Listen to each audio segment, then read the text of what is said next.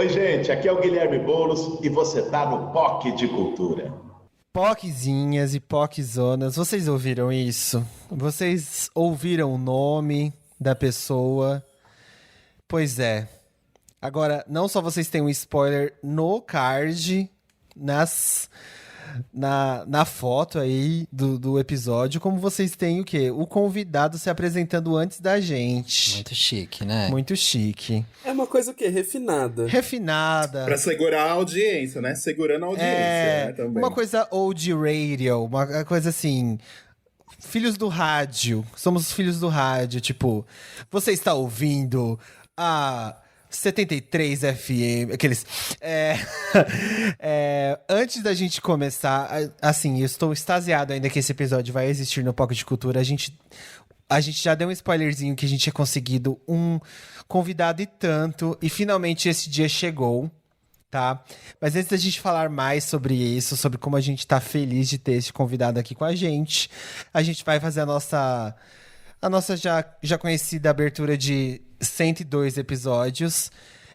Eu sou o Felipe. Eu sou o Caco, gente. Hilário! E eu sou o José. E este é o POC de Cultura.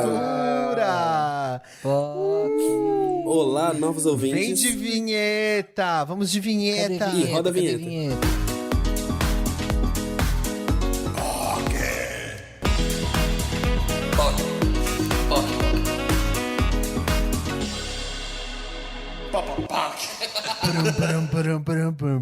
Essa parece aquela música do... Tá. Por um segundo achei que era uma moto, parecia tipo... Eu falei, que porra é essa? La Rosalia. Gente, então, é isso, né? Chegamos o quê? Cheguei com bolos. A gente chegou de bolos e tudo aqui. O bolo tá pronto. A gente esqueceu o bolo no nosso aniversário, mas trouxe o quê? Trouxe pra esse episódio. Ai, eu quero fazer todos os trocadilhos possíveis. Todos os trocadilhos possíveis. A gente chegou de Celtinha com bolos na mão pra avisar que Guilherme Boulos está no POC de Cultura desta semana. E assim, meu Deus do céu, um candidato a presidente do Brasil em 2018, tá? Assim, a gente não vai grandes delongas aqui, porque a gente já tem ele no programa, então pra que a gente vai ficar falando aqui antes? Mas é porque, assim, vocês estão animados? Eu tô Meninos, muito, super, tô muito animado. super. Esse O papo episódio, tá assim... Tudo. Eu me arrepiei inteiro gravando esse Nossa! episódio. Não, fora que ele é um delicinha, né? Incrível, fofo. Fofo. Foi maravilhoso. Sem palavras. Imagina ter um prefeito desse. Ai, gente, imagina não. Vamos ter um prefeito desse. Mas antes de chegarmos até este episódio, a gente trilha o quê? Um longo caminho. Longo caminho não, né? A gente trilha um pequeno caminho que são os nossos recados, o momento POC, a curiosidade da semana. Porque é o quê? A gente tem esse... Você pegou a mania do Caco, né? Já era. Eu peguei a mania do Caco. Porque a gente Pegou a tem mania o do quê? quê? A mania de falar explicando. Eu peguei a mania de quem? Do Caco. Pra quê? Pra conversar mais. Por quê? A gente tem esse caminhozinho pra conversar com vocês, pra ter um momentinho a sós com vocês antes do convidado chegar. E o recado que a gente tem de sempre é, primeiro, e importante sempre, Catarse. Catarse, doe dinheiro para POCs, dê dinheiro para esses artistas. A Casa dos Artistas. Só pai muito doente, doe. Tô muito doente, quero dinheiro. catarse.me/POC de Cultura é o endereço para você ir lá e depositar o dinheiro que você sentir confortável para fazer essa vaquinha de amor para pessoas, para podcasters gays que estão fazendo um trampo aí mensalmente não, né? Semanalmente, há muito tempo. Estamos no episódio 102 e o nosso trampo é incansável. Como o Hilário sempre destaca, a gente é o quê? Afiliado do Spotify? Somos. Mas a gente é rico? Não. Então, doe dinheiro pra gente continuar firme e forte nessa missão. E eu ia falar uma coisa também desse negócio do Catarse, Fih, desculpa te interromper, é que... Não, vai lá.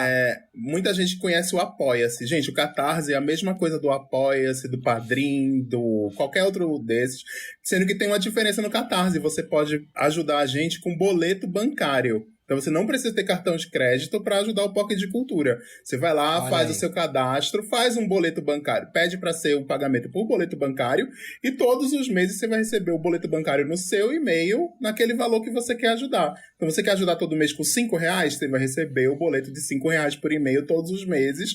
Você faz lá o pagamento e ajuda a gente também. Não precisa ter cartão de crédito, tá? Então ajuda a gente aí se vocês puderem e como vocês puderem, tá? Imagina ter um boletinho do POC, gente. Uhum. Ah, para. Isso aí é tudo. Um bolete, mentira. Um bolete. Ai. Humor e piadas POC de cultura. Outro recado de sempre. Temos grupo do Facebook, ele está vendo em polpa, mais de 600 participantes lá, desviados do caminho do Senhor, que vai desde patrimônio de brinquedos sexuais, até comemoração de final de relacionamento, até dicas de hidratação capilar, Tinder, o Pocket Tinder. Vixe, tem de tudo. O que mais tem? Tem de tudo um POC, né? Tem de tudo um Poc. José, você tá muito afiado nos trocadilhos, meu Deus. Olha aí. Tá afiado, meu Deus do céu. O nome de podcast. Não roubem meu nome de podcast. De tudo um POC. De tudo um POC. Meu Deus, é um spin-off do POC. De tudo um POC. Já dá pra ser roteirista do Zorra Total, né? Vai ser... Tem várias coisas, gente. Tem gente pedindo ajuda, tem gente teve treta, teve spam pornô. Vixe! Lá é... E todo dia tem alguém entrando errando a pergunta. Todo dia. Exato. É terra sem dono. Lá é terra sem... Mentira, tem dono. Tem 4 donos que vão criar regras. Quando? Não sabemos, mas vamos criar. Temos um recado novo na nossa lista de recados. Como vocês já estão sabendo, nós somos um original Spotify já. Ui! Só que a partir... Ui! Só que a não sei por que eu repeti. Eu não sei por que o Caco fez o I. E eu não sei por que eu repeti o I dele. Foi uma comemoração, a gente tá em sintonia. Foi. Bom, voltando pro meu eixo, a partir deste episódio, estamos full exclusivo Spotify. Ou seja, estamos 100% no Spotify. Não tem mais POC de cultura em outras plataformas. Acabou a palhaçada. Mentira. Acabou o POC de cultura nas outras plataformas. Estamos totalmente exclusivos no Spotify. Se você quiser ouvir o POC de cultura agora, e se você estiver ouvindo agora, você está ouvindo só no Spotify, ou está pirateando, o que eu acharia chique, alguém pirateando um POC. Mas é isso. Então, a partir do episódio 112, essa é nossa estreia como exclusivos do Spotify. A gente já tinha alertado vocês que em algum momento a gente ia sair das outras plataformas e ia fazer essa volta, né? Nós somos um podcast que gosta de conversar com o público, a gente falou com uma certa antecedência legal, a gente deu um tempinho aí para as pessoas se acostumarem com a notícia, só que agora estamos full Spotify. Então, se você quiser ouvir o POC de Cultura, é somente no Spotify. Meninos, alguém quer completar esta notícia com alguma coisa? Não. Com alguma informação? Eu acho que vocês já estão carecas de saber como é que funciona. É só você baixar o aplicativo, como o Fih estava dizendo, fazer uma conta, escutar gratuitamente o POC de Cultura e outros podcasts aqui no Spotify. Então, é só agora, gente. Pelo menos pelos próximos 50 episódios, nós estamos aqui, exclusivíssimos no Spotify. Então, vem com a gente, tá, gente? É isso. Pelo menos, porque assim, planos é o que não faltam para mais episódios. E é isso, gente. Tomara Então, que venha aí. E tomara que venha mais depois dos 50 também. Alô, Spotify, vamos alongar. Mas é isso.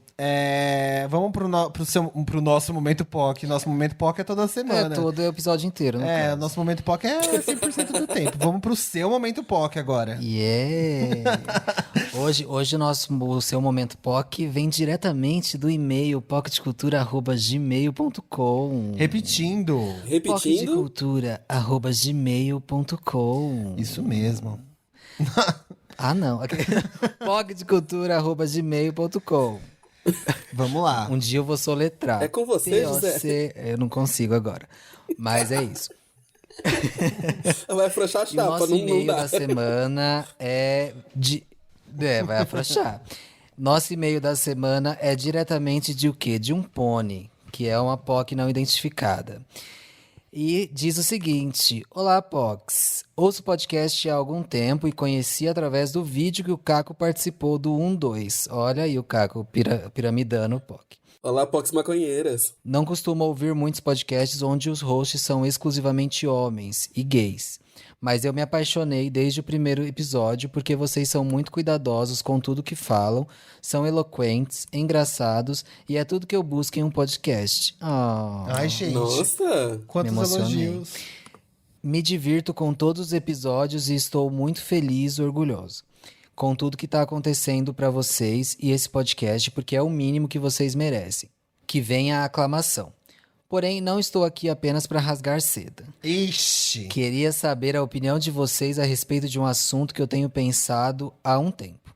Eu me identifico como bissexual desde os meus 16, 17 anos e agora, com 22, estou questionando novamente a minha sexualidade. Já tem algum tempo que eu tenho percebido o meu crescente desinteresse em homens, principalmente para relações amorosas, e com um namoro duradouro com uma mulher, comecei a me perguntar se realmente gostei de homens ou se esse tempo todo eu estava tentando me enganar por querer ter algum tipo de aprovação masculina e ter algum lugar para onde fugir da lesbofobia. Gostaria de saber de vocês se vocês já passaram por alguma coisa parecida com relação à sexualidade ou se talvez houver a oportunidade de chamar mulheres que se relacionam com mulheres para falar sobre isso. Seria muito legal. Acho que é isso, meninos. Muito obrigada por me inspirarem a cada novo episódio e por alegrarem minhas semanas na quarentena e nessa fase complicadíssima da vida de todo mundo. Sucesso demais e muito dinheiro na conta para vocês. Ai, amei. Inxalá! Perfeita. Inxalá, muito ouro. Eu amei. Perfeite. Eu amei. Mas, gente, ela tem uma questão bem séria aí, não é pra gente dizer que ela é perfeita só, né? Não, lógico, Sim. lógico. Não, mas eu amei que ela desejou muito dinheiro pra gente. Inxalá, muito ouro. Inxalá. Muito ouro. Então, infelizmente, a Bárbara, que é a nossa consultora de bi, não mora mais com a gente. Uhum. Senão eu já ia botar ela pra falar aqui. Como analista de BI, ela tinha o quê? Ela tinha local de fala. Na lista de BI. A analista de BI, eu amei. Então, eu acho que eu não passei por esse momento, não. Na verdade, é tudo aquilo que vocês já sabem, né? De heterossexualidade compulsória e negar a homossexualidade a todo custo. Desde o começo, eu me assumi como uma pessoa bi, porém já sabendo que não era uma pessoa bi. Eu achava que ser bi era uma maneira mais suave de não ser hétero. Tipo, Soft gay, beleza, né? Soft você gay. não ser talvez se eu for bi vai ser mais fácil, né? Mas aí, tipo, por pouco tempo depois eu já entendi como homossexual e eu desde então nunca tive nenhum questionamento a esse respeito. Eu imagino, real, que para mulheres isso seja bem diferente, porque essa relação do machismo e do relacionamento compulsório de heterossexualidade com mulheres é muito maior, né, do que no caso de homens que se relacionam com outros homens. E realmente é um tema muito legal, a gente vai fazer sim sobre. Sim. Né? Eu tenho uma questão sobre também. isso. Que eu tenho falado com a Bárbara e com alguns amigos e num grupo que tá o José. Que ultimamente eu tenho questionado a minha homossexualidade Tan, tan, tan, tan. Nossa, Pra, que... Tá. porque eu tenho começado a me interessar, não sei se sexualmente é o ponto pra falar, tá? É que ainda pela quarentena, eu não sei... Porque assim, eu precisaria talvez ir numa festa, começar a sair pra começar a voltar a ficar com meninas, mas eu talvez esteja começando a me interessar por mulheres, começar a olhar mulheres de outras formas. Não sei ainda se isso é um ponto de verdade, ok, tá? Mas eu tenho começado a conversar sobre isso, né, José? Yes. Tenho falado sobre isso. Não sei o quão real é, eu não sei se é uma coisa que vai, se eu não estou me saindo do armário aqui como bissexual, não é isso. Mas eu tenho começado a me questionar se eu não estava muito preso ao rótulo de gay desde sempre e não estava querendo só ficar nele quando eu poderia tentar voltar e tentar me sei lá, experimentar. Então, assim, eu não sei, tá? Eu acho que a gente pode sempre navegar aí pelo grande espectro da... A sexualidade é um mar gigantesco. A gente que se limita muitas vezes. E eu nem digo, às vezes, muito pela preferência do gênero que a gente escolhe se relacionar. E também muito pelo o jeito que a gente escolhe se relacionar com as pessoas, né? Seja em posições, seja em escolhas, ativo, passivo, seja em... e tem tanta coisa que a gente, às vezes, se limita a fazer na parte sexual que, sei lá, é um mar gigantesco que a gente, às vezes, negligencia. E aí eu tô sei lá... Eu tenho me sentido estranho, mas é uma coisa que eu vou descobrir só quando eu voltar a ter uma vida social. Porque, quem não sabe, eu tenho um relacionamento aberto com o José, então não estou falando de uma traição, estou falando de ter uma vida social que eu possa ir numa festa e, sei lá, se eu me interessar por uma mulher, se eu me interessar por uma... Enfim. E aí eu ter um contato além, né? Ter um contato, tipo, um beijo, algo a mais, pra eu saber se realmente eu tenho interesse ou se é realmente só alguma coisa em mim. Eu não sei, tá, gente? Mas eu entendo essa sua questão e eu não sei se eu respondi alguma coisa útil pra você. Mas eu também tive esse período. Meu período foi mais ou menos próximo do seu, inclusive com 16 ou com 17 também. Eu acho que até comentei aqui já no episódio que minha mãe vem pro Dia das Mães, eu acho que eu comentei um pouco disso. E eu comentei sobre uma possível descoberta também, que nem essa que o Fih teve, mas eu comentei uma parecida em algum episódio de POC que eu não vou lembrar qual que é. Mas, assim, eu sinto que durante muito tempo, né, eu me envolvi com meninas, eu comecei a minha vida me envolvendo com meninas de início, mas meninos apareceram num caminho muito próximo também. Só que foram diferentes graus de evolução, né? Tipo, relação em relação às relações. Eu sinto que eu fui meio obrigado a afastar um pouco o lado das meninas da minha vida em função das pessoas terem uma leitura minha como um homem gay apenas, né? Então, assim, eu me considerava bissexual, mas a leitura que as pessoas tinham pra mim era como se, tipo, em termos de porcentagem, eu fosse lido muito mais gay do que... bi. E isso me acompanhou durante muito, muito, muito, muito tempo. Eu cheguei a me envolver com uma menina na época da faculdade, no Juca, com 23 anos. Não chegou a dar em nada porque ela descobriu, inclusive, que, né, eu me identificava como gay já. E ela descobriu, mas foi um negócio muito esquisito, porque, tipo, foi pra além do crush, assim, sabe? Do tipo, tava um lance de, sei lá, marcar de se pegar e tal. Foi uma coisa bem esquisita, inclusive. Mas aconteceu e eu acho que, assim, é um caminho normal, às vezes, que isso acontece. Eu acho que é só importante você estar ciente do que você tá fazendo em termos do que você quer mesmo de verdade. Porque muitas vezes a gente fica nessa do, não, tem que escolher alguma coisa, tem que ir pra algum lado e tudo mais. E às vezes até por pressão social, eu acho que isso acaba sendo uma situação um pouco chata.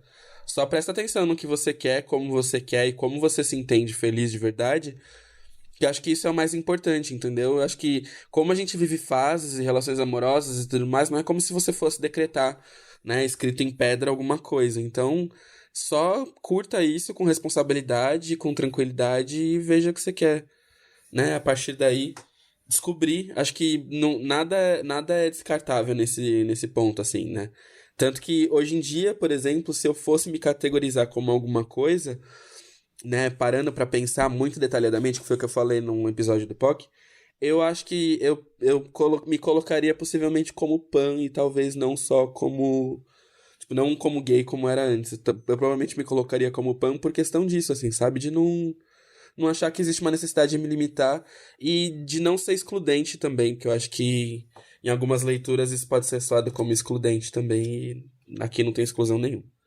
Então acho que é isso.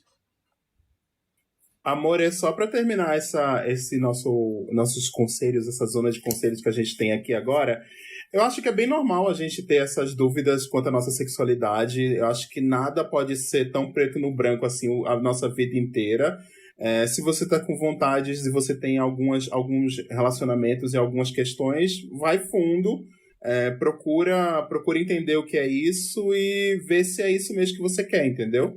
Eu acho assim, particularmente, eu nunca tive um questionamento desse, assim.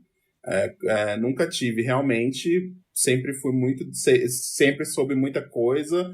Sempre soube exatamente o que eu gostava, o que eu tô afim de fazer. Enfim, é isso. Mas entendo super a sua dúvida. Você falou que você começou a se entender como bi aos 16, 17. Hoje você tem 22 e tá com essa dúvida. E eu posso te dizer uma coisa, é igual aquele poema brega lá do Pedro Bial, O Filtro Solar, que as pessoas que têm 60 e têm dúvidas das coisas são as mais interessantes que ele já conheceu e conviveu. Então é por aí mesmo, quem tem muitas certezas da vida e muitas certezas de tudo, às vezes não sabe de nada, entendeu? Então, eu acho que o ideal, na verdade, assim, a gente pode fazer assim, um episódio com mulheres lésbicas, falando só elas, e até ceder o local de fala para elas, acho que isso seria incrível. A gente já fez um episódio onde a gente cedeu espaço para mulheres tomarem conta do episódio, que foi o episódio de Dia das Mulheres do ano passado. A gente pode até fazer isso de novo, acho que seria incrível. Mas eu também acho que você vai muito da sua vivência aí também procurando uma ajuda, talvez um terapeuta ou um outro amigo que esteja próximo a você para você trocar essas ideias também, acho que seria bacana, tá? Mas qualquer coisa você pode escrever pra gente de novo e diz que se a gente ajudou ou não, tá bom? Arrasou, amigo. Eu amei a referência ao poema do Pedro Bial. Eu amo esse poema. Usem filtro solar. Sim. Do filtro solar. Sim. E também pensando, só pra terminar, nisso de que sexualidade é um espectro. E hoje a gente sabe muito mais sobre sexualidade do que se sabia há, 10 anos atrás. Qual é a real necessidade de você botar um rótulo no que você é ou no que você sente, sabe? De, você bater um martelo, não, eu sou lésbica, não, eu sou bissexual. Eu acho que se você tá cada vez mais perdendo o interesse em homens, beleza, acho que deixa as coisas rolarem, aí, procure mais mulheres, mas se um dia... com tanta pressa, né? Sim, se um dia aparecer um cara que você se interesse, não tem por que você falar, não vou ficar com esse cara porque eu sou lésbica agora, Sim. né? É deixar rolar, né? Deixar o desejo falar, né?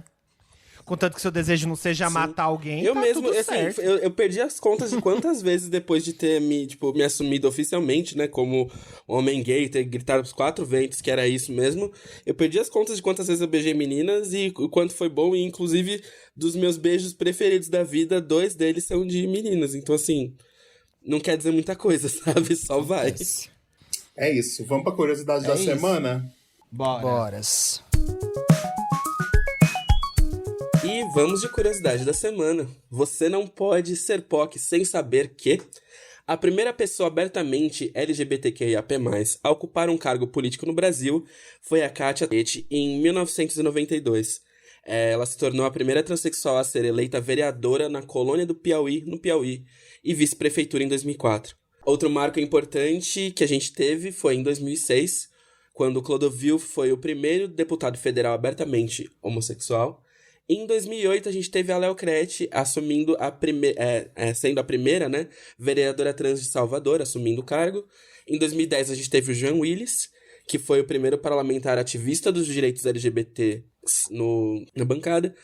E em 2012, é eleito na cidade de Lins o Edgar Souza, o primeiro prefeito abertamente gay do país. Bacana, né? Bom, Poquezinhos e Poquezonas, hoje a gente vai conversar aqui. Você já tá sabendo aí que a gente já deu spoiler na semana. Com ele, Guilherme Boulos, nascido em São Paulo, professor, bacharel em filosofia, mestre em psiquiatria pela Faculdade de Medicina da USP, ativista, político e escritor brasileiro, filiado ao PSOL, membro da Coordenação Nacional do Movimento dos Trabalhadores Sem Teto, o MTST, candidato a presidente da República nas eleições de 2018 e agora candidato à Prefeitura de São Paulo, nossa querida São Paulo, terra da garoa. Ele, Poquezinhos e Poquezonas, Guilherme Boulos está aqui. Que honra, Boulos, que honra. Muito obrigado por topar participar do nosso podcast. Obrigado, Felipe. A honra é minha. Valeu pelo convite. Muito bom estar aqui com vocês hoje. Acho que faltou um adendo, né, no crush de todos nós. Crush, assim, nosso crush. Sim, super crush, Não viu, tem amigo? como. Eu ia falar nem guindaste, mas aí a gente respeita, né? A gente nem guindaste aqui nessa É verdade, nessa coisa, Boulos, né? sinceramente, É viu?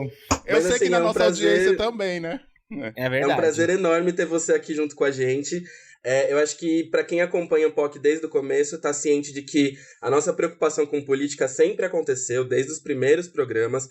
A gente vem desenvolvendo um trabalho justamente para conscientizar uma parte da população, né, trazendo cultura mesmo para um público mais jovem, um público da nossa faixa etária, e discutindo assuntos que são importantes. Então, assim, para a gente significa muito poder trazer você aqui, poder ter esse diálogo com você, porque, no fim das contas, é assim que a gente consegue também educar a nossa base e trazer coisas boas com parte do que a gente acredita. Então, é um enorme prazer. Agradecer muito aí a acolhida, a receptividade. Eu acho que quem quer, enfim, ter um cargo público, quem quer ser eleito para qualquer coisa que seja, no mínimo, tem que ter a capacidade de dialogar, tem que ter a humildade de vir conversar nos espaços que sejam. Essa cultura de fugir do debate, de não ter debate, a gente viu em que deu há 2 anos atrás, em 2018, né? Sim. Elegeu essa figura que está aí para a presidência da República. Então, para mim, é um dever, mas aqui também é um prazer estar aqui com vocês dialogando. Antes, pra gente começar, eu queria falar sobre um assunto que existe muito preconceito e desinformação, que é a respeito do movimento sem teto, né? Inclusive, uma das piadas, entre aspas, que usam para te atacar é sobre você invadir casas, né? Eu acho que vale você esclarecer para a galera o que é o movimento sem teto e por que ele é tão importante e necessário, né? Zé, obrigado pela tua questão. O nível de preconceito que tem contra a luta por moradia, contra a luta do sem-teto, é uma coisa feroz no Brasil. As pessoas falam, pô, o sem-teto, aí vem na imagem, já se cria a imagem, é um terrorista, é um vagabundo, é um aproveitador, é alguém que não quer trabalhar e quer tomar o que é dos outros. Essa foi a imagem que foi construída midiaticamente. E o que eu acho que as pessoas não conseguem enxergar é que o sem-teto, de verdade, está muito mais perto delas do que qualquer um possa imaginar. O sem-teto é a diarista, que recebe um salário e mesmo assim não consegue pagar o aluguel no final do mês. O sem-teto é o porteiro, né, que às vezes mora num barraco, numa área de risco. Né? O sem-teto é o motorista de Uber, que trabalha 12 horas no volante e no final do mês tem que escolher se paga as contas, se bota comida na mesa, se paga o aluguel.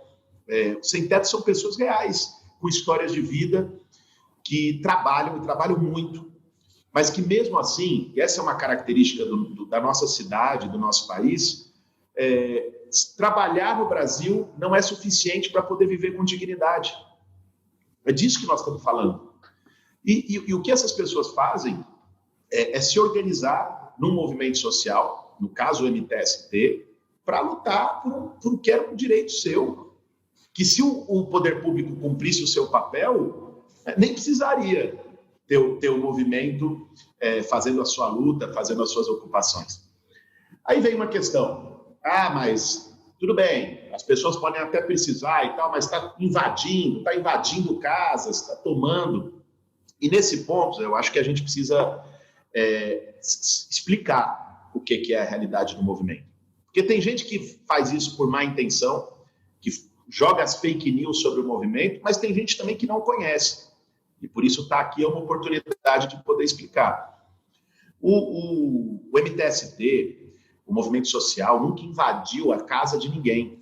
Não está lá, vou pegar aqui sua casa, botar 5 pessoas dentro, não é isso. O que o movimento faz é identificar imóveis que estão numa situação ilegal, abandonados há 10, 20 anos, que devem mais imposto do que o valor do imóvel, que segundo a lei, eu estou falando de plano diretor, de estatuto da cidade, da própria Constituição, já deveriam ter sido desapropriados pelo poder público.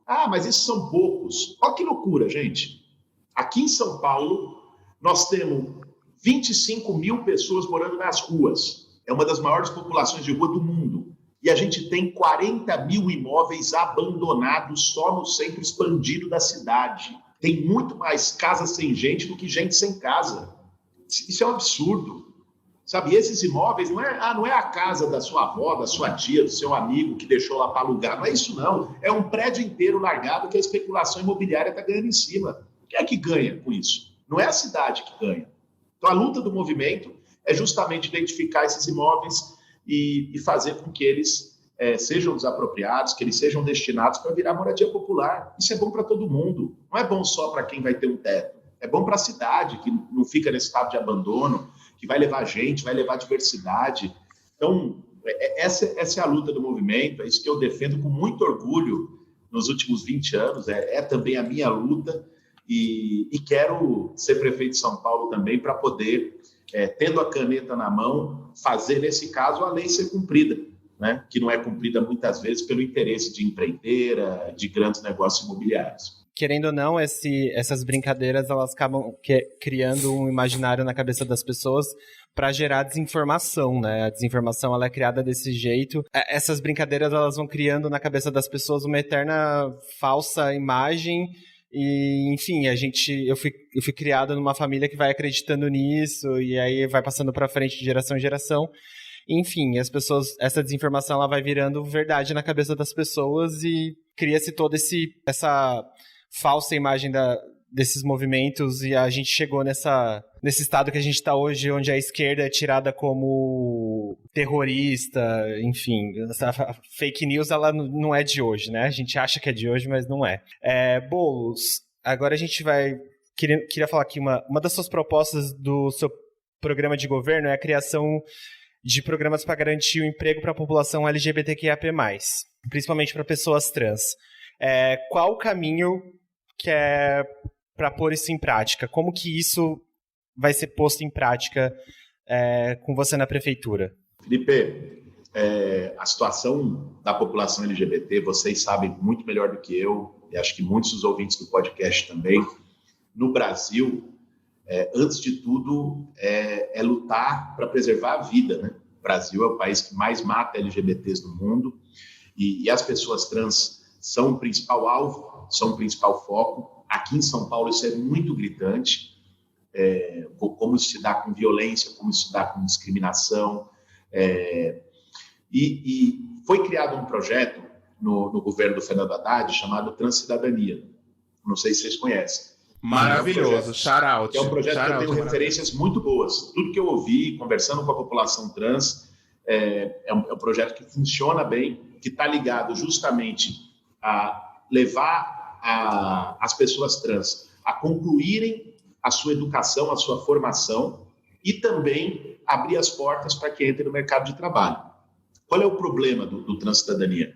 É que ele tem um recurso muito pequeno e atende uma demanda muito menor do que poderia e do que deveria atender em São Paulo. Então, a minha proposta em relação a criar empregos voltados para a população trans é a ampliação do Transcidadania, né? Mas isso também ligado a outras práticas. Por exemplo, o tema do nome social, né? Que, bom, teve a vitória no Supremo Tribunal Federal, muito bem, mas ainda tem um limite, muitas vezes, financeiro porque tem custos cartoriais. Eu estava conversando com uma casa de acolhimento de população trans aqui em São Paulo, falaram que muita gente não tem dinheiro para pagar. É uma coisa simples, é o quê? 400, 450 reais o custo cartorial. Mas as pessoas não têm. Então, isso para a Prefeitura de São Paulo é nada. Por que a Prefeitura não pode entrar e fazer um subsídio para permitir que a pessoa também tenha a retificação de documento para ter o nome social? Nós queremos fazer isso também. E, por fim, no serviço público, né? A instituição de cotas no serviço público para a população LGBT de forma geral é uma reivindicação histórica, teve aí idas e vindas, e eu quero fazer isso, eu vou fazer isso a partir do ano que vem, governando a cidade, que eu quero fazer de São Paulo uma cidade inclusiva.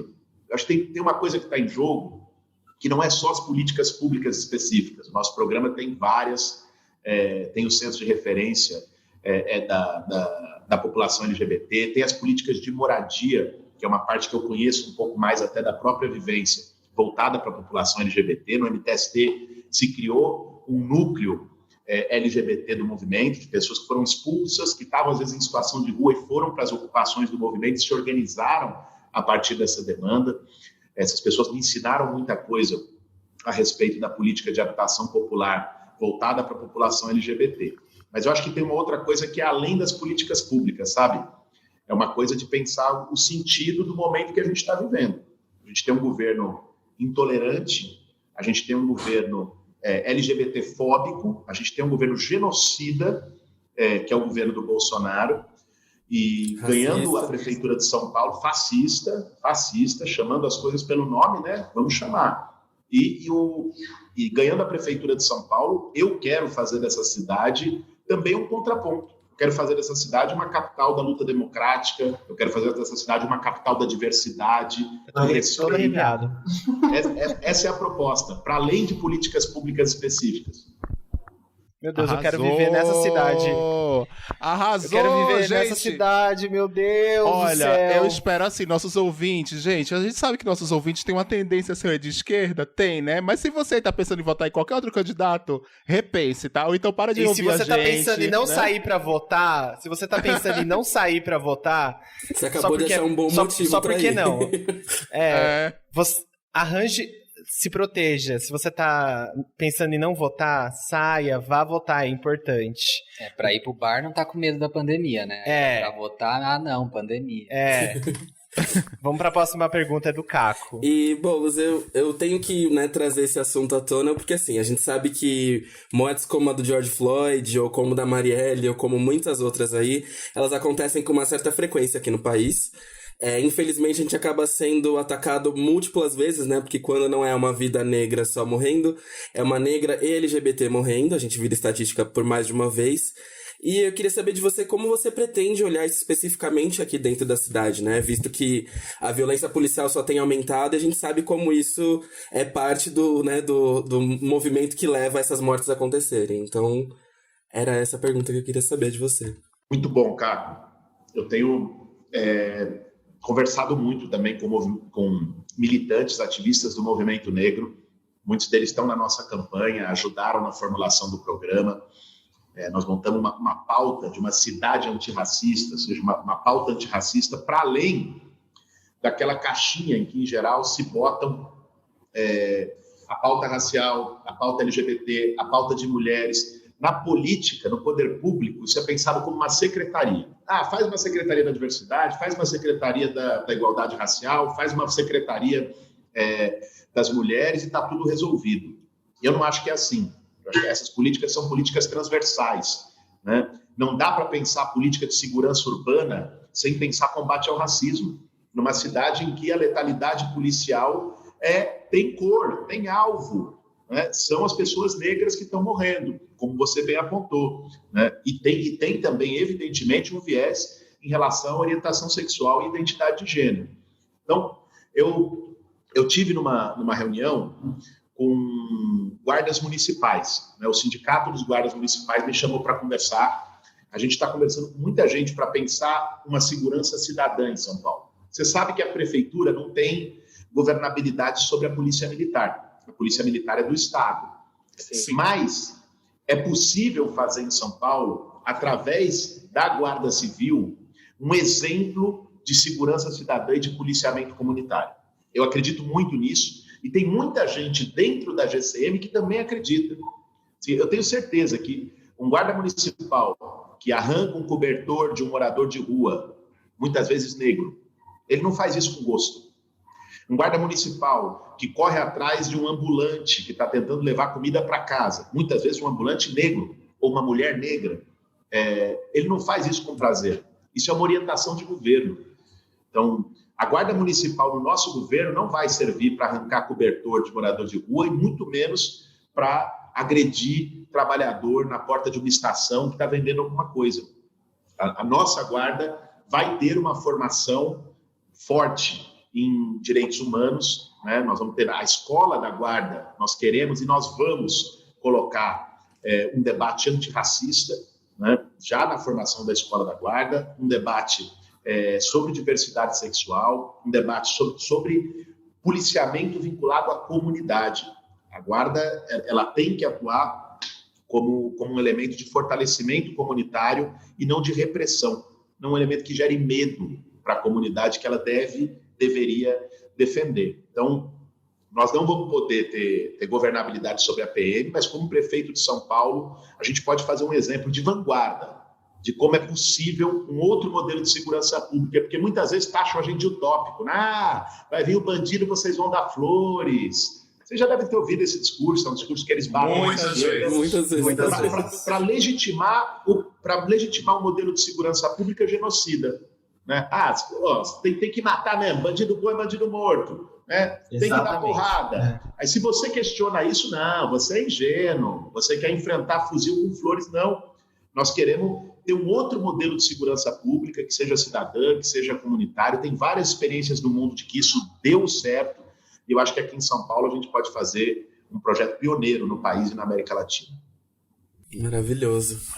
Cada resposta, Boulos, cada resposta que você dá é uma vontade de... Estão deixando a gente sonhar. E a gente vai sonhar e vai realizar. E acho que, falando um pouco dessa parte da violência, e você disse também sobre as comunidades de pessoas LGBTs dentro do movimento Sem Teto, nos últimos anos, eu acho que também o aumento da LGBTfobia, surgiram várias casas de acolhimento LGBT de maneira voluntárias, né? E como a Casa 1, acho que é o maior exemplo, temos a Casa Florescer também, de pessoas trans, a Casa Brenda Lee, que está um pouco esquecida, e eu acho que a prefeitura nunca colocou olho sobre isso, né? Tanto que a Casa 1, ano passado, ela ameaçou fechar por falta de recursos e sobrevive só de doações. Você pensa em relação a essas casas de acolhimento dessas pessoas LGBTs que estão em situação de rua e que precisam de um atendimento especial, né? Porque a gente sabe sobre violência em abrigo para essa comunidade. Como que a prefeitura, você acha que pode ajudar essas casas, não sei, oferecer um local para não pagar aluguel, enfim? Muito bom, José. Tá no nosso programa, inclusive, retomada do funcionamento da Casa Brenda Lee. Isso está expresso, a gente cita ela em particular pelo simbolismo que tem a Casa Brenda Lee, evidentemente também com a participação de ativistas do movimento LGBT que construíram junto o nosso programa. Então, nós vamos reabri-la, né? E experiências como a Casa 1, que fica aqui no centro de São Paulo, são experiências que vão ser estimuladas pela prefeitura, né? Porque, veja, tem um problema crônico, assim, que tem a ver, obviamente, com preconceito na sociedade de maneira geral e dentro das famílias, que é a expulsão de casa. A pessoa, né, quando se reconhece LGBT, muitas vezes a reação familiar, sobretudo do pai, né, é uma reação bastante violenta, tanto é que você tem uma quantidade enorme de pessoas LGBT, de pessoas trans em situação de rua. Né? E como eu disse antes, nas ocupações do MTST, né, são muitas pessoas. Nós temos uma pessoa incrível, que é a Raika, que eu tive com ela esses dias lá em Santo André, num conjunto que o movimento conquistou. O depoimento dela é fortíssimo. A Raika foi expulsa, sofreu violência, sofreu muita humilhação na rua. foi para uma ocupação do movimento, foi acolhida nessa ocupação do movimento, entrou na cozinha coletiva da ocupação e ali ela descobriu também uma vocação dela. Hoje ela é chefe de cozinha e conquistou a casa dela, a moradia dela, lá em Santo André, pelo MTST. E a Raika ajuda a organizar um coletivo LGBT no movimento, junto com o Francisco, com a Marco, com várias pessoas, e algumas delas tiveram, na sua própria experiência, a expulsão, chegando, inclusive, a morar na rua. Então, você ter casas de acolhimento em toda a cidade, é claro que você tem um papel da sociedade civil e do movimento organizado, mas a prefeitura precisa, no mínimo, fomentar isso. A prefeitura precisa, no mínimo, construir parcerias com essas casas, não deixá-las à própria sorte. Né? Parcerias que podem ser disponibilizando o próprio equipamento, parcerias que podem ser com fomento a um projeto que garanta a manutenção dessas casas. Né? Isso não tem um custo excessivo para o orçamento da cidade de São Paulo, né? É plenamente factível você garantir essas casas. Os próprios centros de referência da população LGBT são apenas 3 na cidade, uma cidade com 12 milhões de habitantes, né? Então, estão saturados. Nós queremos e nós vamos construir mais centros de referência e construir essa parceria com as casas de acolhimento. Né? Além disso, tem também uma proposta de você garantir, essa é uma proposta antiga, prédios de locação social na moradia popular com foco para a população LGBT. Né? Então, você construir projetos de locação social para garantir a moradia definitiva, não só acolhimento transitório, mas você dá a porta para que essa pessoa possa ter a sua casa e estabilizar melhor a sua vida. Muito bom, incrível essa proposta, até porque as pessoas ficam falando sobre casos de acolhimento e também sobre o transcidadania, né? Elas ficam, bolsa travesti, ficam falando isso de forma pejorativa, né? E são pessoas em situação de rua e pessoas marginalizadas, e a gente precisa desse tipo de ajuda e desse tipo de apoio do poder público, né? Até para nossa comunidade conseguir sair da marginalidade, sair do gueto, né? E se tornar naturalizada. E é incrível como eu acho que é uma das primeiras vezes que a gente tem um candidato aqui para que olha tão a fundo para nossa comunidade, né? Eu acho que é a primeira vez que a gente consegue encontrar um candidato que tem esse olhar tão a fundo para a comunidade LGBTQIA+, tão nos detalhes, assim, que não fica só na superfície. Eu acho isso incrível, Boulos. Esse plano de governo, ele tá completo. A gente realmente se sente representado como comunidade. Não tá assim, esse daqui é o candidato que mais chegou ali perto. Realmente tá ali, sabe? A gente consegue ver ali pontinho por pontinho onde vocês pensaram, e que você conversa com as pessoas, você não tá lá só pensando que não, eu vou fazer isso com essa pessoa aqui que é branca e hétero e cis. As pessoas que te rodeiam, te ajudam, vivem, passam pelas as coisas e entendem. Isso é demais, isso é demais. Eu tenho fé que a política daqui pra frente seja parecida com o que você tá fazendo agora. Eu tenho muita fé. Eu preciso ter essa fé, entendeu? Nós temos junto. Você sabe que você falou dessa coisa do programa? Isso é resultado de um processo feito a várias mãos, de um jeito de fazer política que é coletivo. Não tem salvador da pátria, não existe ninguém que vai resolver todos os nossos problemas. E esse tipo de crença, e esse tipo de desmoralizar os processos coletivos, desmoralizar a política e esperar um salvador geral, isso deu em Bolsonaro.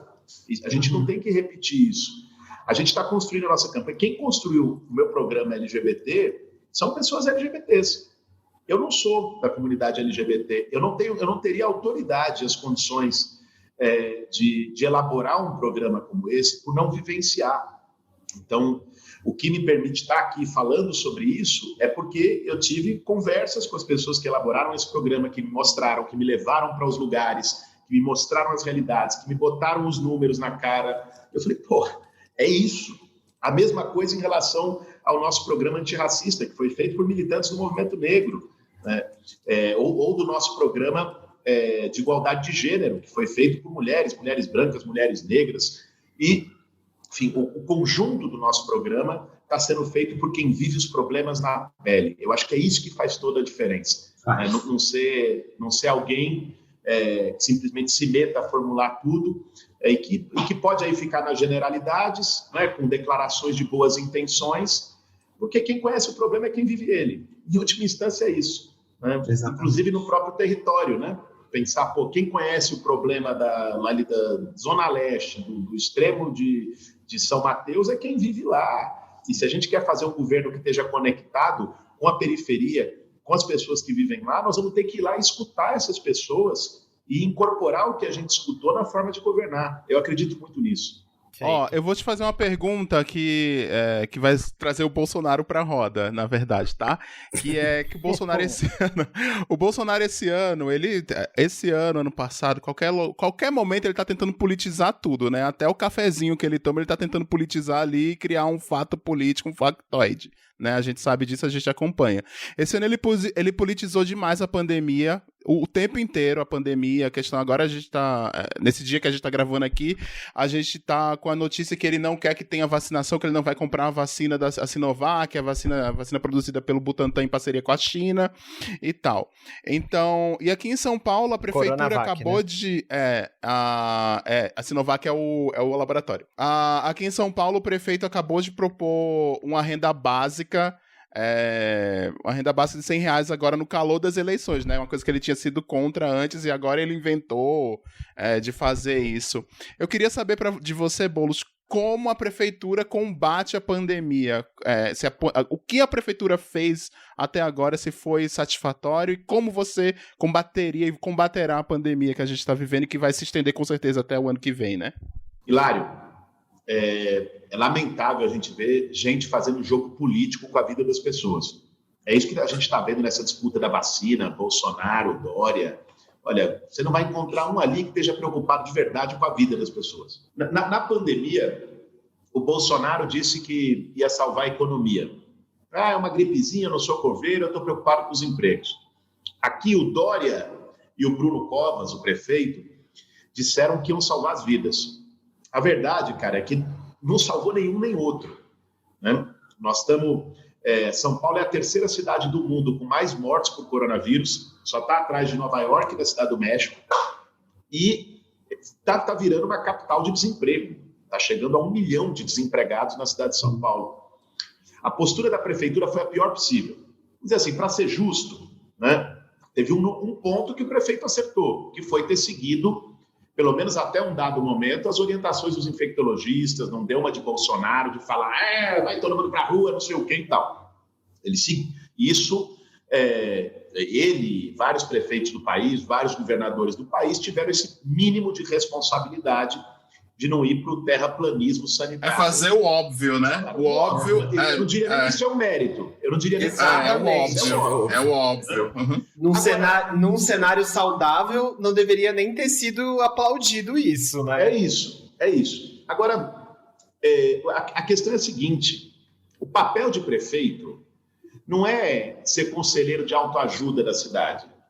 Então, o Bruno Covas, ele ficava todo fim de tarde, ele ia para uma coletiva de imprensa junto com Dória e ficava dizendo, fica em casa. Mas pera lá, meu amigo, como é que vai ficar em casa uma pessoa que faz bico, cata latinha na rua e que se ela não sair de casa não vai ter janta à noite para os filhos dela? Sim, a prefeitura, justamente para poder garantir o isolamento social, a prefeitura teria que ter tido um plano econômico lá atrás de garantir uma renda básica. A renda solidária que a gente defende, porque teve o auxílio emergencial federal. Teve, mas o custo de vida na cidade de São Paulo é muito diferente do custo de vida de uma cidade do interior do Piauí. Então, o valor do auxílio emergencial em São Paulo é insuficiente para sustentar uma família. Então, as pessoas, mesmo durante a pandemia, tiveram que continuar saindo das suas casas, em ônibus lotados, para ir trabalhar, para levar o pão de cada dia. E o resultado disso foi uma contaminação generalizada, principalmente nos bairros de periferia. Os 20 bairros que mais morreu gente por Covid em São Paulo estão todos na periferia. Teve um aqui na Zona Norte, inclusive, que foi Brasilândia. Onde mais se alastrou. Na Brasilândia, onde mais se alastrou. Depois, Sapopemba, na Zona Leste, passou a Brasilândia, mas são os dois que mais morreu gente na cidade, foram esses dois. Os dois bairros de periferia. O prefeito podia ter feito várias coisas, só para ser objetivo e te responder o que eu faria se estivesse no lugar dele. Primeiro, teria dado uma renda básica, uma renda solidária, que nós vamos garantir a partir do ano que vem, para as pessoas poderem ficar em casa com um mínimo de dignidade. Segundo, teria dado uma ajuda para os pequenos comerciantes da cidade, muitos deles estão falindo e está gerando perda de emprego também.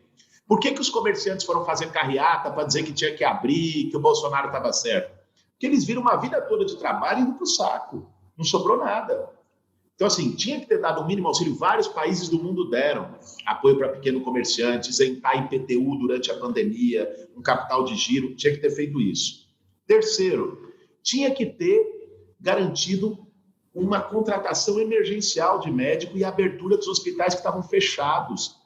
É um absurdo que a gente tem 12 mil mortes na cidade de São Paulo e a gente tem o Hospital Sorocabana, que tem 8 andares com um aberto. O Hospital da Brasilândia, inclusive, Caco, que você citou, que tem um hospital novo que só está com 12% dos leitos funcionando. O Hospital Menino Jesus, em Hermelino Matarazzo, na Zona Leste, fechado, no meio de uma pandemia. E tinha dinheiro para fazer isso. Não fez. Teve descaso em relação à vida das pessoas. E uma última ação, que eu, inclusive, entrei no Ministério Público junto com a Erundina, que foi, a prefeitura deveria ter feito o que a prefeitura de Los Angeles fez, o que a prefeitura de Londres fez, o que a prefeitura de Praga fez, o que várias prefeituras do mundo fizeram, que era acolher os moradores de rua na rede hoteleira da cidade. Em pequenos hotéis, que estavam também as moscas, e não tá assim, como é que você dizia? Fique em casa, e quem não tem casa? E quem não tem casa. Então, assim, a gente entrou com uma ação do Ministério Público e tal, e o Bruno Covas ignorou.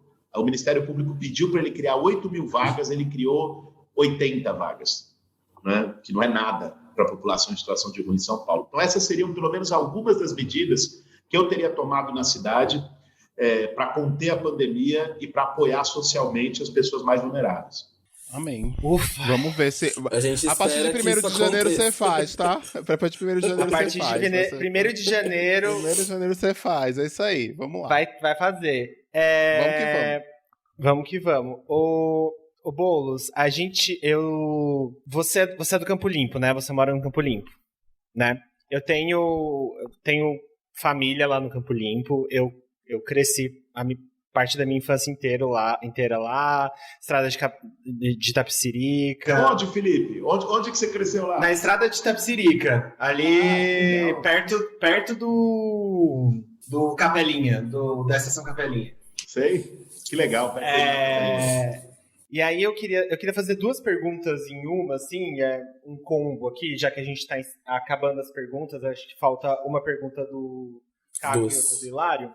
Eu queria perguntar, com a pandemia acabou aumentando a violência nas periferias, as minhas primas, elas têm relatado que a violência acabou subindo. Como que vai ser o papel da prefeitura sobre violência, sobre esse aspecto da violência, que é um grande fator para as pessoas na hora do voto, né? Existem promessas sempre existem as promessas de nós vamos reforçar a polícia, mas a gente sabe que não é isso a resposta, a gente sabe que a resposta não é dar arma para a população, a gente sabe que as respostas nunca são as convencionais. E uma outra pergunta a prefeitura, um tempo atrás, estava dando ração, queria dar ração para as escolas públicas, para as crianças, né, comerem nas escolas públicas. Como que está no seu plano de governo para alimentação de crianças nas escolas públicas? Se tem um plano para alimentos orgânicos e enfim. Vamos lá. Primeiro, sobre o combate à violência na cidade, Felipe, assim, a Guarda Municipal pode e deve ter um papel importante, vai ter no nosso governo, que é o policiamento comunitário. Eu acredito muito nisso. Quando os agentes de segurança estão integrados na comunidade, quando eles se conhecem, as pessoas se conhecem, sabem, por ouvir dos próprios moradores, onde são as regiões mais críticas, onde uma pessoa que sai para ir trabalhar cedo é assaltada, em qual ponto de ônibus. E isso significa também melhorar a iluminação pública numa região. Isso significa ter um policiamento mais forte, mais ostensivo naquela região, né? Sim, é isso. não é simplesmente chegar lá, é bomba, é tiro, é porrada, bala, tira primeiro e depois pergunta quem é. Esse modelo é um modelo desumano, é um modelo que, enfim, não existe mais em nenhuma parte do mundo, né? E o Brasil carrega essa herança da ditadura militar. Eu acredito muito, estou muito animado para fazer de São Paulo um exemplo de segurança cidadã e de policiamento comunitário. Estou com gente muito boa que pensa isso, que já fez isso, que está ajudando no nosso programa. Eu acho que vai dar muito certo. Vai ser um exemplo muito legal. Sobre a questão da alimentação escolar, nós estamos com um plano muito ousado, Felipe. Pouca gente sabe, se o pessoal pensa de São Paulo, Arranha-Céu, Centro, Avenida Paulista, um terço da área de São Paulo é rural, é agrícola, né? Que é sobretudo ali Marcilac, no extremo sul, e partes de alguns bairros, como Parelheiros, como São Mateus, como Cidade Tiradentes, que tem áreas rurais. Então, nós vamos fazer um amplo programa de agricultura familiar orgânica. Vamos popularizar o orgânico em São Paulo. O orgânico não tem que ser gourmet só. O orgânico não tem que ser só para quem tem condição de pagar. Vamos botar orgânico na merenda da escola municipal. Vamos botar orgânico nos sacolões da periferia a preço barato.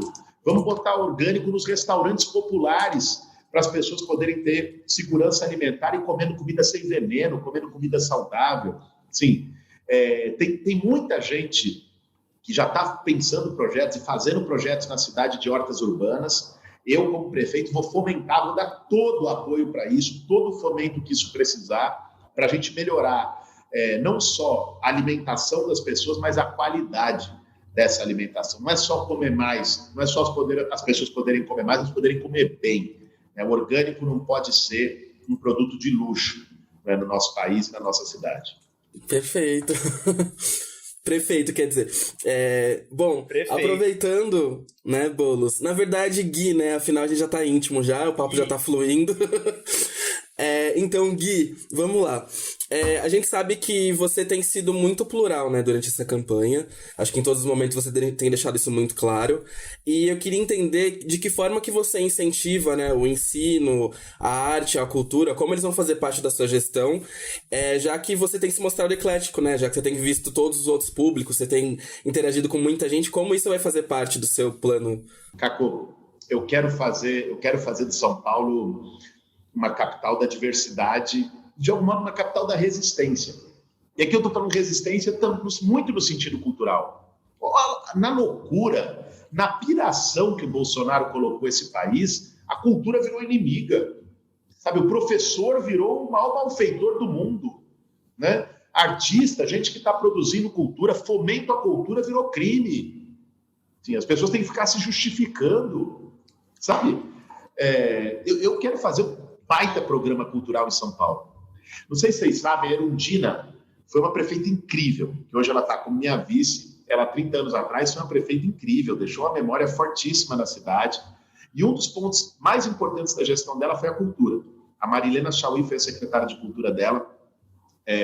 Ela fez bibliotecas ônibus, bibliotecas itinerantes em ônibus adaptados na cidade.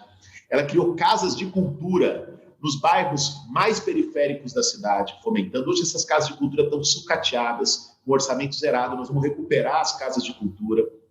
Depois surgiu programas muito bons de incentivo à cultura, como o VAI e a Lei de Fomento às Periferias. Sim. Porque, vê só, o papel da prefeitura não é criar cultura.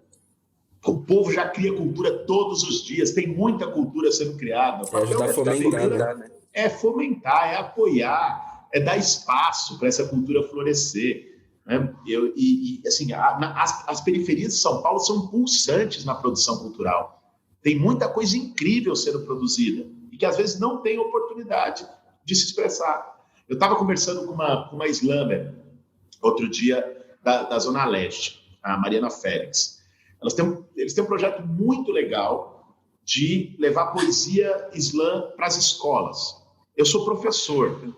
Eu dei aula na escola pública aqui em São Paulo, no ensino estadual, e é incrível quando faz essa junção de cultura com pedagogia, como dá liga, como você anima, como você traz a juventude junto contigo para debater os grandes temas que precisam ser debatidos numa sala de aula. Sabe por que elas não estavam conseguindo levar adiante o projeto? Faltava até dinheiro da passagem de ônibus para as poetas irem para as escolas fazer. Quer dizer, isso não pode existir. Não pode. Então, o que eu vou fazer é garantir o fomento para quem já faz cultura nos 4 cantos da cidade, sem discriminar, né? Garantindo que isso possa acontecer da mesma forma, com as mesmas oportunidades que existem os espaços de cultura no centro, que eles existam também nas periferias da cidade. Perfeito. Incrível, Boulos. Boulos, olha, a gente tá muito agradecido de você ter vindo aqui. Estamos encerrando aqui o nosso papo, porque você tem uma agenda corrida hoje, né? O Diego já tá aqui, tem que encerrar. E a gente tá aqui, vamos encerrar. Que eu sei que você tem uma agenda corrida. E eu queria dizer aqui que o POC de Cultura tá se colocando aqui à disposição da campanha. E também estamos abrindo o nosso voto. Somos eleitores, vamos lacrar no 50 em 15 de novembro. Todos nós. Não vamos... Eu vou vestido de roxo, amarelo, vou de 50, sabe? Na urna. Vai ser inacreditável. Eu vou fazer um sol de papel crepom aqui, ó. Exatamente. Vamos lá, todos de sol, vamos de bolo. Acho que eu vou de MTST também pra causar, porque eu volto na Belas Artes, lá só tem gente rica, aí eu vou causando de MTST, assim. Eu mando uma foto, você vai ver, você vai ter que postar minha foto no seu Instagram. Vamos lá, mas eu quero... Manda que eu vou postar, ó, compromisso. E não é compromisso político, não, eu vou falar nessa. A gente vai mandar mesmo, hein? Aí, ó, a última pergunta pra encerrar aqui no dia 1º de janeiro de 2021, você eleito, eu tô todo arrepiado, olha. Você entrando no edifício Matarazzo, qual é a primeira coisa que você ia fazer quando você chegasse lá naquela prefeitura? O primeiro ato que você vai fazer, assim, que você... O primeiro ato foi a Erundina que me sugeriu, eu já topei, já tô até com aula marcada com ela, vai ser a gente fazer um grande forró naquele viaduto do chá. Né? Levar o povão da cidade inteira para lá, levar LGBT, levar negra e negra, levar a mulherada da periferia, levar a juventude, levar todo mundo, a gente fazer um forrozão naquele Anhangabaú, naquele viaduto do chá, para dizer que agora é a alegria, não é o ódio que vai governar essa cidade. Boulos, a gente vai derrotar o fascismo. Boulos, a gente vai derrotar o fascismo em 15 de novembro, viu? A gente vai derrotar o fascismo em 15 de novembro. Dançando forró, é isso aí. Muito obrigado por você. Se vai começar assim, imagina o carnaval, hein? É uma promessa.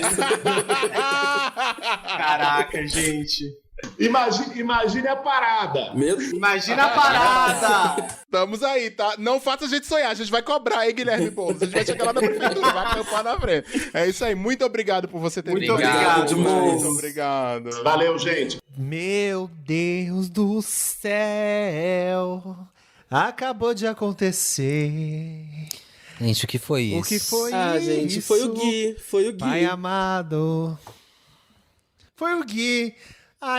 Eu nem vou lidar como se fosse alguma coisa muito especial. Foi o Gui. Tô tatuando 50 na minha testa imediatamente. Foi o Gibo. Vou chamar ele de Gibo. Nosso amigo pessoal. Obrigado, Boulos, por ter vindo. Boulos. Gente, muito obrigado, Boulos. Gente, ó, seguinte, esse episódio está saindo 4 de novembro. 4 de novembro, dia 15, são as eleições no Brasil, tá? Infelizmente, a gente tá gravando esse episódio antes das eleições dos Estados Unidos, então a gente não sabe ainda quem venceu. O resultado já saiu, né, provavelmente? Já, acho que com sim. certeza. Então, a gente não sabe quem venceu as eleições. Deus, Cher, Buda, quem seja, ajude que não tenha sido Trump. Mas aí a gente tá nessa esperança aí, então a gente não sabe quem venceu. Mas você que está aí ouvindo o POC, tem a obrigação de votar em alguém progressista nessa eleição. Então assim, ó, a gente vai falar mais disso lá no final do POC. Mas já fica aí a dica que depois de ouvir esse episódio incrível, né? Não tem como não levantar dessa cadeira e procurar alguém incrível para voltar. Agora vamos pro nosso quadro, o Cospe ou Engole. Quem começa o Cospe ou Engole dessa semana? Gente, então vou começar pelo meu cospe. Eu vou colocar aqui que o meu cospe é o seguinte: eu vou parar de dar cospe no Bolsonaro. Não dá Não tem uma coisa que esse homem faça que seja boa, então eu não vou ficar aqui dando palco pro Bolsonaro. Decidi, gente. Vamos instituir um cospe. Um cospe fixo pra falar do Bolsonaro. É um cospe fixo, gente. Toda semana um cospe. Pronto, é um cospe fixo do Bolsonaro, é isso. Eu não vou, porque senão, toda semana eu tô colocando o nome desse homem na minha boca. Eu não quero não, gente. Sabe? Nem vale a pena. Pelo amor de Deus, se ainda fosse um gato, mas nem gato ele é. Sabe? Ainda tem essa, sabe? A Michelle não acha então, isso, esse é tá? meu cospe. Meu amor. Eu tenho certeza que ela acha ele feio. Não é possível. Eu ia fazer uma piada muito engeísta aqui, não ia dar certo. Então eu vou ficar calado, eu vou dizer assim, meu cospe é que eu não vou dar mais cospe no Bolsonaro, é isso, essa é a minha vibe aqui. E o meu engole é um engole duplo, que é 30 anos, esses dias agora, se comemorou os 30 anos da MTV Brasil, a classicona, né, MTV Brasil lá, colocou tantos talentos aí na nossa TV, Zeca Camargo, Astrid Fontinelli, Sabrina Parlatore, Sara Oliveira, Didi Wagner, enfim, uma lista infindável de pessoas, Marina Persson, enfim, e foram 30 anos, então meu shout-out aqui pra MTV, porque a MTV formou meu caráter junto com o SBT dos anos 90, tá? Não esse SBT de agora. e teve uma notícia essa semana também que eles vão lançar, os donos do canal que compraram, né, a frequência da MTV da Abril, eles vão lançar um novo canal inspirado no que foi a MTV, que se chama Loading. Tá vindo aí, vamos ver o que vai ser do Loading, né? É isso, esse é o meu engole. O meu cospe, ele é o seguinte, eu sempre, meus cospes todos é pra falar mal do capitalismo, né? Ainda mais agora na pandemia, que é uma notícia que saiu essas semanas por aí, que é, apesar de bancar custos e trabalhar além da jornada, o trabalhador vê aumento da produtividade no home office. Que incrível, né? É uma notícia exaltando isso, falar, olha que legal, as pessoas estão trabalhando mais no home office. E o outro é a gente comparar com os milhões de desempregados que estão aí, né? Sim. Que a pandemia trouxe vários desempregos. O home office fez com que as empresas gastem menos, porque não tem mais custos físicos, né?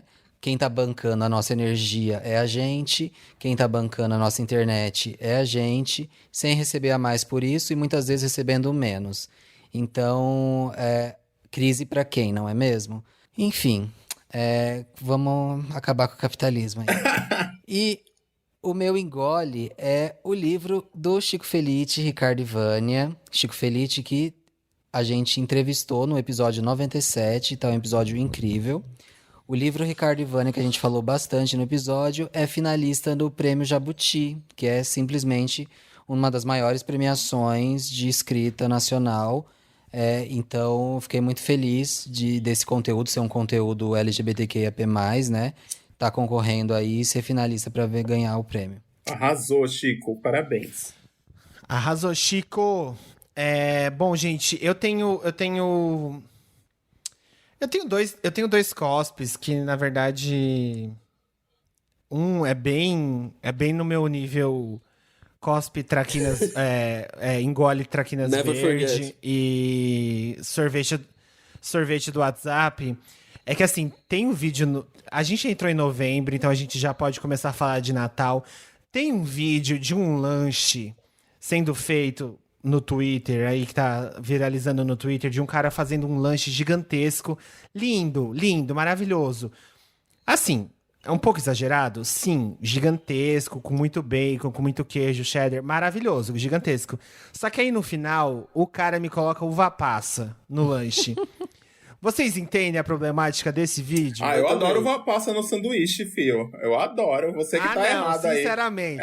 Sinceramente. No hambúrguer? Não tem por que colocar uva passa no nas hambúrguer coisas. mais, mas assim, A gente pelo tá um chegando... gostinho agridoce, uma surpresa a cada mordida, tem sua intenção. Não. A gente tá chegando naquele momento do ano que é aquele momento da uva passa. E eu sou, sim, dessas pessoas que reclamam de uva passa. Eu não me importo se você vai falar assim... Ai, a gente tem que parar de falar de uva passa. Não come uva passa. Se eu estou num lanche e eu sinto uma mordida de uva passa... O meu ano acaba, entendeu? O drama. Que horror. Então eu amo, pois eu sou a pessoa... A gente vai passar um Réveillon Natal junto, eu vou levar tudo de uva passa. Tá? Nossa, uva passa eu e Lari vamos Pois sambar eu na uva não vou passa. comer. Exatamente. Gente, Pois eu não vou comer um prato, eu vou passar fome nesse ano novo. Ó, tal qual o Hilário, eu vou deixar o meu cospe fixo para uva passa daqui até dezembro. Mas, tirando agora o meu cospe um pouco fútil, perto das notícias que vocês deixaram aqui, eu vou atacar o Russomano, aproveitar que a gente tá nesse episódio, que o Russomano, ele é um pouco desesperado, né? Porque, Ih, assim, ele vai pedir direito de resposta, hein? No POC, vai ser incrível isso, imagina. Ele que vai pedir direito de resposta com aquelas máscaras transparentes dele, que na hora que espirra mostra todos os catarros na...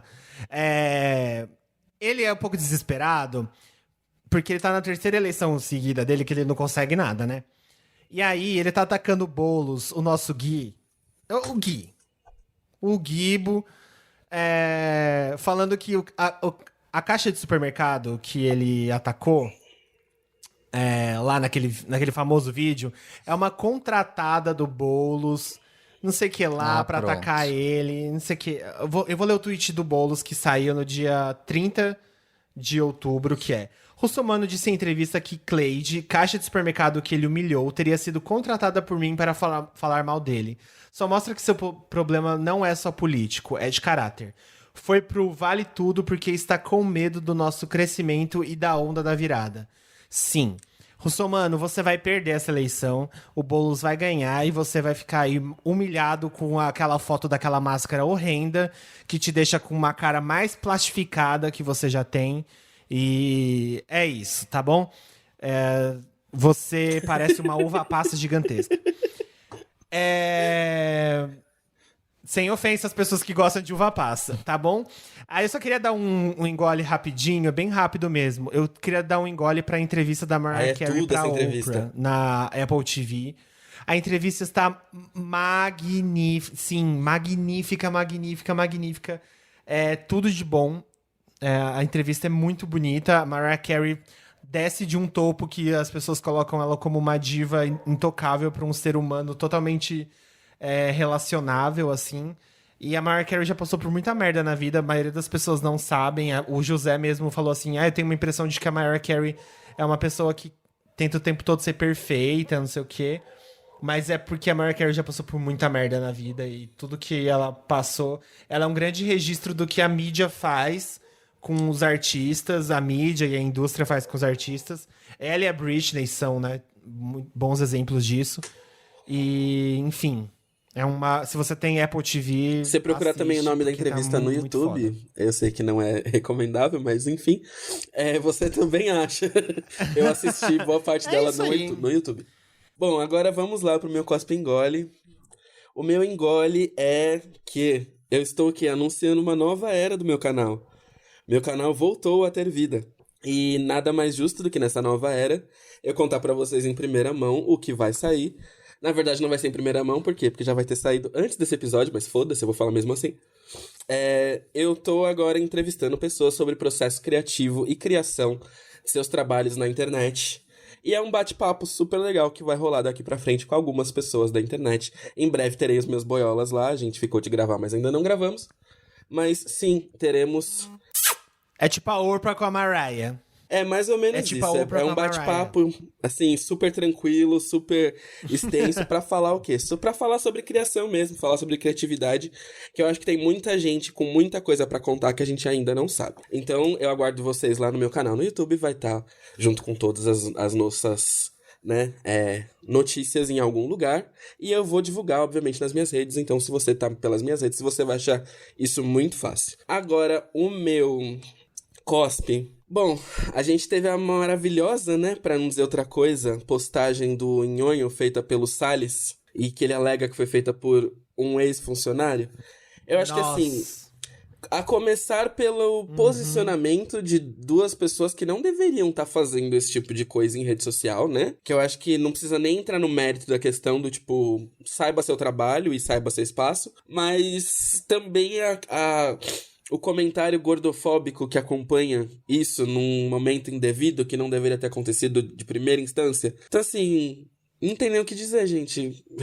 Eu, sinceramente, já larguei mão da política brasileira, tirando o momento do voto, que é super importante, mas larguei mão, assim, sabe? Essa palhaçada não tá dando mais, não. Então é isso, vamos pra super dica das POCs? A super dica das POCs vem aí. Vamos. Vamos. E bora pra super dica. E bora de super dica. A nossa super dica, na verdade, não é nada específico, né? A nossa super dica é dia 15 de novembro, são as eleições municipais. E esse episódio foi óbvio que é um episódio de política. E a gente não tinha como deixar de falar diante do cenário que vem acontecendo, da quantidade de merda que a gente tem passado. Desde que o Coiso assumiu o país, parece que faz 20 anos que a gente tá nessa, de tanta coisa, tanta merda que aconteceu. Então, assim, acho que tá mais do que claro que é muito importante votar, e é muito importante votar em pessoas progressistas. Então, eu sei que a gente tá no meio de uma pandemia, mas é muito importante votar mesmo assim. Proteja-se, use máscara, use álcool em gel. Se você tem aquele face shield, vá de face shield. Eu não sei como é que vai funcionar as eleições, mas provavelmente teremos distanciamento, será por horário, enfim. Proteja-se, mas vá votar. É muito importante, todo voto vale. Escolha candidatos progressistas, pesquise sobre quem é a pessoa mais importante, quem é a pessoa que te representa e representa quem precisa ser representado. É isso, é o recado talvez mais Eu importante. acho que tem uma fala, tem uma pessoa na internet que eu gosto muito, que é o Rafuco, que é um ativista do Rio de Janeiro. Eu nem sei se o Rafuco tá morando no Rio de Janeiro mais ou se ele tá morando fora do Brasil. Mas uma vez numa eleição aí ele disse dia da consciência negra é 15 de novembro. Dia da visibilidade lésbica é 15 de novembro. Dia do orgulho LGBT é 15 de novembro. Todas essas políticas afirmativas a gente tem que se colocar, e essas datas afirmativas a gente tem que se colocar enquanto comunidade no 15 de novembro, gente. É quando a gente vai lá votar pra gente conseguir que as mudanças de fato aconteçam. A gente pode ficar o tempo inteiro falando na internet sobre, militando, etc., mas é só a política, essa aí dessas pessoas que estão lá votando na Câmara dos Vereadores, na Prefeitura, no Congresso, na Presidência da República, onde quer que seja, é que faz a diferença mesmo, é que consegue mudar essas coisas de uma forma rápida e concreta. Porque a gente pode passar anos e anos aqui militando e falando coisas e as coisas não mudarem de forma alguma. Então a gente tem que lembrar disso sempre, lembrar disso o tempo inteiro, tá? Então 15 de novembro, todo mundo lá. Eu acho que assim, o incentivo também precisa acontecer de modo que você, sabe, pergunte para as pessoas que estão à sua volta, tipo, e aí, você vai votar? Já pensou como é que vai fazer para votar? Já sabe como vai fazer? Já sabe em quem votar? Porque eu acho que, assim, a gente, ainda mais agora que a gente tá tendo forçadamente esse tempo dentro de casa, algumas pessoas, dá muito bem pra gente estudar um pouquinho mais sobre os candidatos, entender um pouco mais sobre o plano de cada um deles e se inteirar sobre tudo isso. Não custa nada. Eu acho que, assim, a gente já viu o resultado do que foram as últimas eleições, a gente sabe o quanto isso foi complicado, conflitante. Inclusive, vocês têm um episódio aqui pra ouvir que relata exatamente a nossa sensação. Eu acho que agora a gente tem a chance de fazer a diferença. Então, assim, se você está aí em dúvida sobre o que deve ou não fazer, eu acho que essa dúvida já tem que ser solucionada, sabe? Faça a diferença e faça o que você pode. Arrasou. Começa pela gente. É isso aí.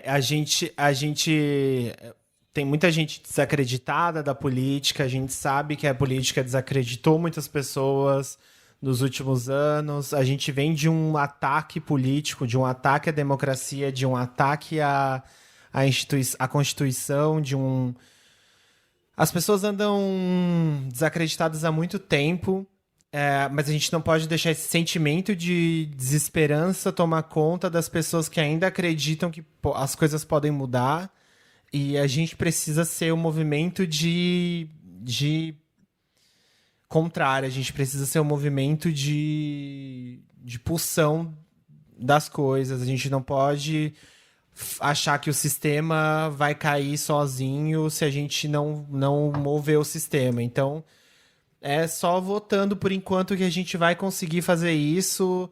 A gente está no meio de uma pandemia, a gente não pode fazer outra forma de se expressar e de reclamar e de mostrar o nosso posicionamento sem a política por enquanto, e esse é o caminho é esse, é o único.